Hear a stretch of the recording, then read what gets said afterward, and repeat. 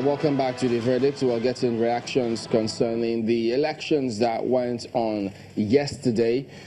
Well, we're going to even have to wait upon INEC to see what they decide about some of those states where the EOs complained about the security, safety, and several other matters. We do know that in Lagos, some areas started later than the designated time that the election should have held. So we'll be waiting on them to see what decisions they eventually reach, how the whole thing eventually panned out.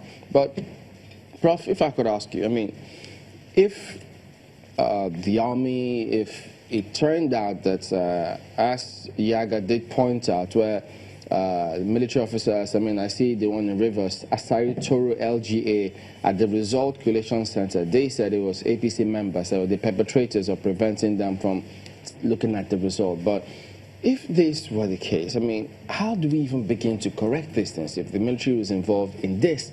Because it has to do with the perception, how the people will see them. Where do we begin to correct this kind of feel? Well, I think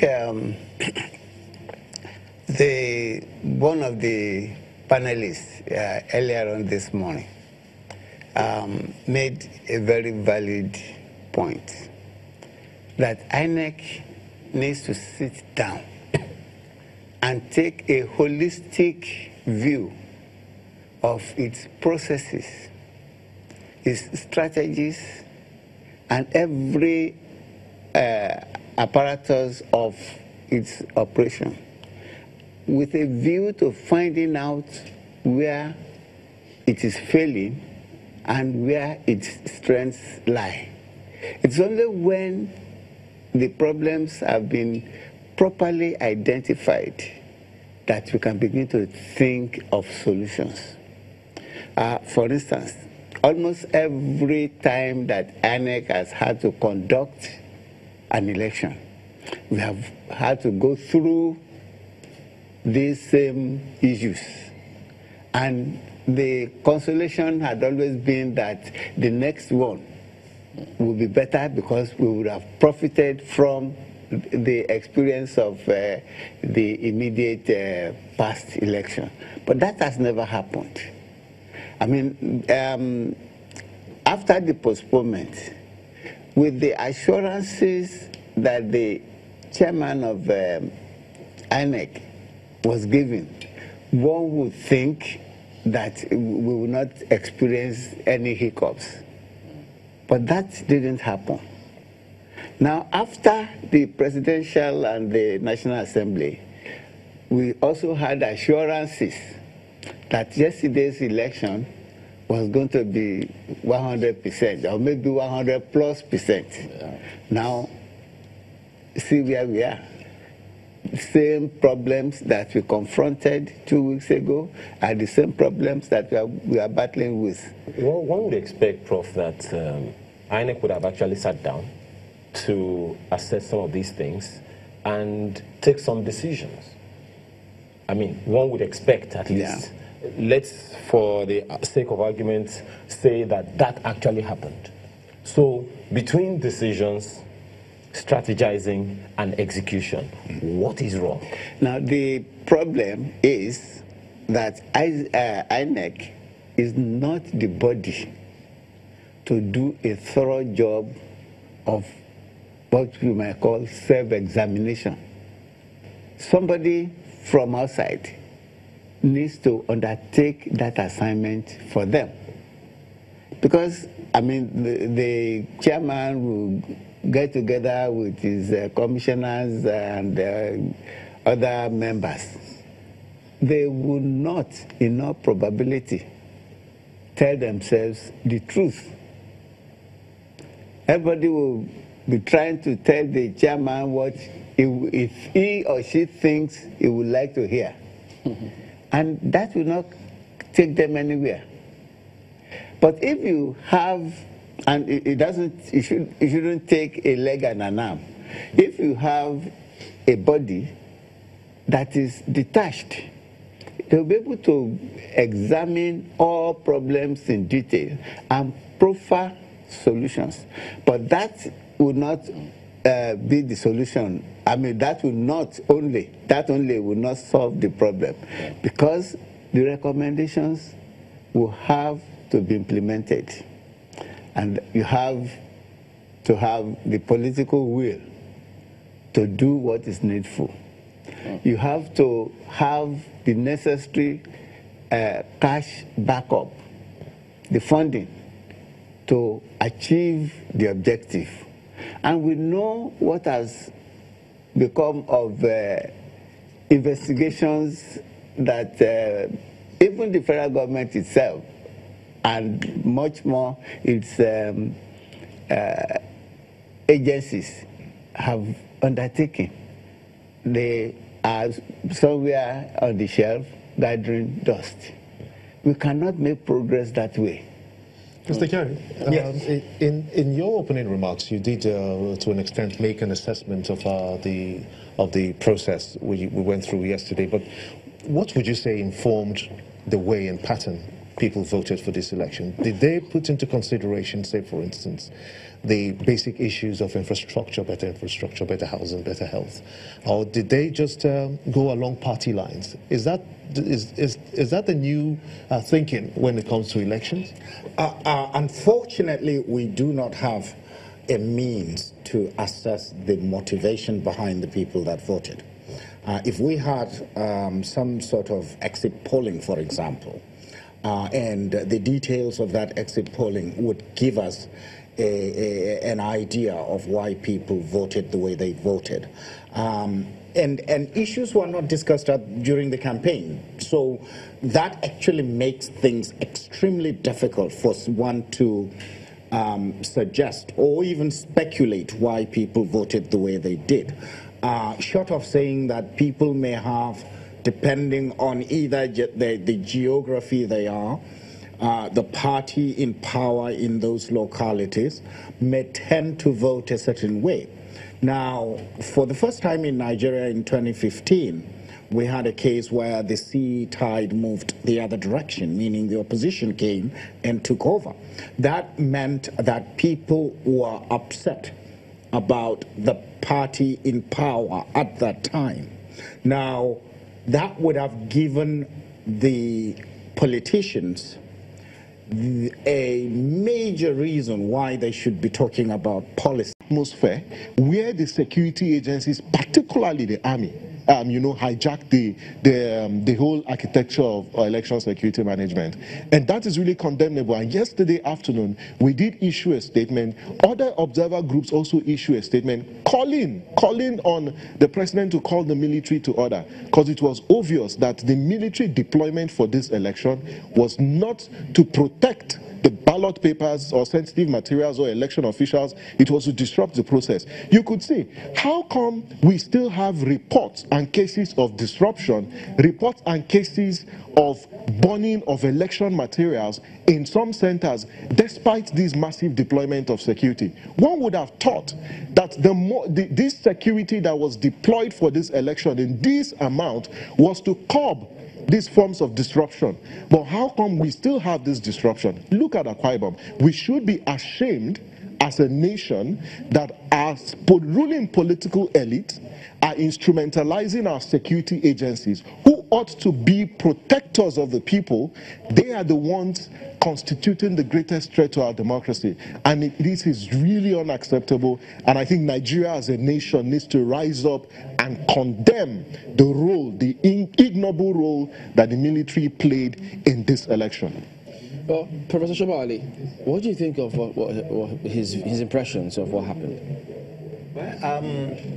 If what he's saying is true, and I have no reason to doubt him, then I think I'll be on the same page with him. At this stage of our development, we should be seen to be able to conduct simple elections. When I say simple, I mean, it's not that I'm trivializing the complexity of it, but the fact that we cannot, at this stage, get ourselves together to enumerate ourselves, I think leaves much to be desired. He has mentioned the security agencies, but the politicians themselves cannot absolve themselves of blame in this matter. Okay, and we can only get worse if something is not done by the authority. Okay, because those who spare their time to vote would also want to protect their votes.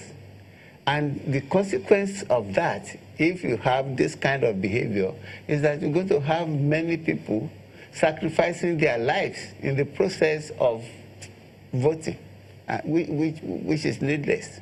Dr. Kyari, what should we be, in your view, what should we be concerned with now that we're expecting the results? That is one. But what should be the paramount issues we should be concerned with regards to this election? I believe there is a much greater issue at stake here, and that is institutionalization of all the things that we do as a country. Military, when I used to grow up, military was the only cohesive, united, extremely professional entity within the country. There were no tribes, there were no sections, but apparently military is today, based on what the executive director just mentioned, may be tiptoeing into partisanship if we go that far as to send out agents of political parties or other parties or whatever the case might be out of a room when counting is taking place.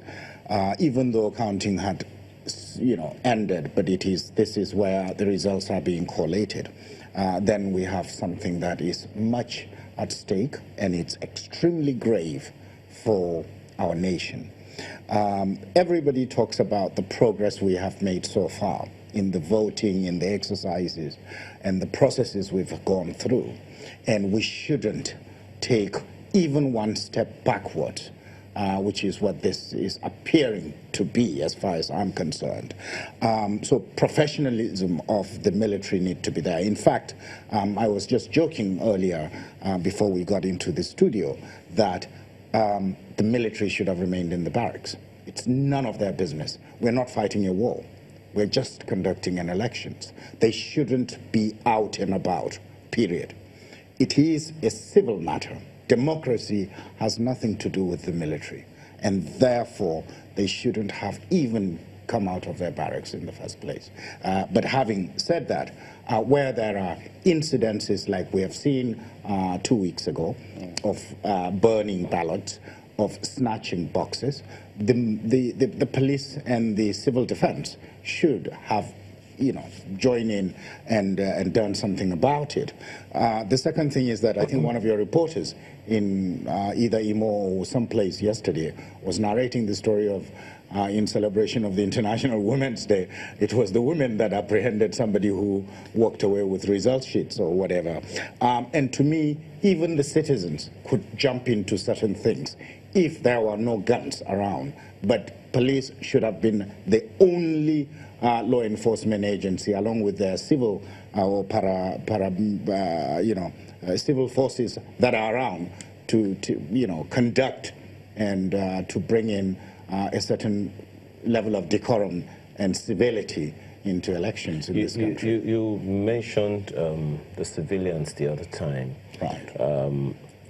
It gives one a bit of a concern because ultimately, elections are supposed to recruit people to run government and make the lives of the people better.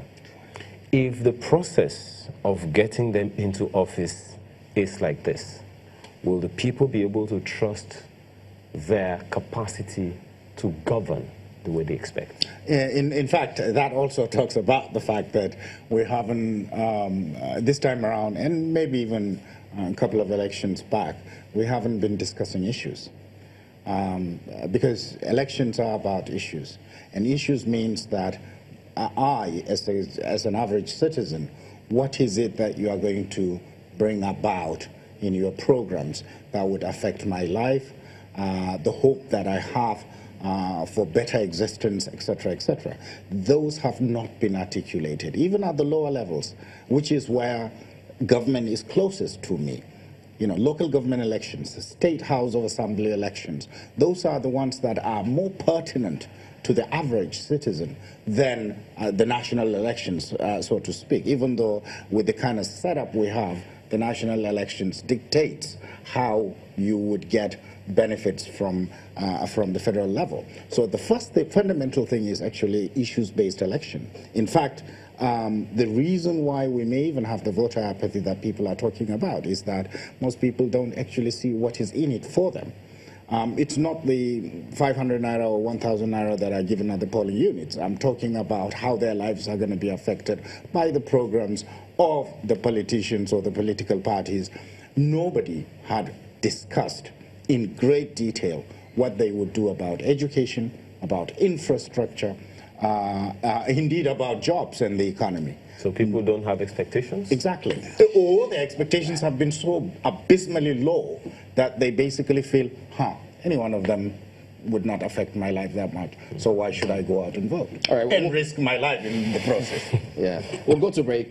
Still a long way to go on this session. Don't go away. We'll be right back.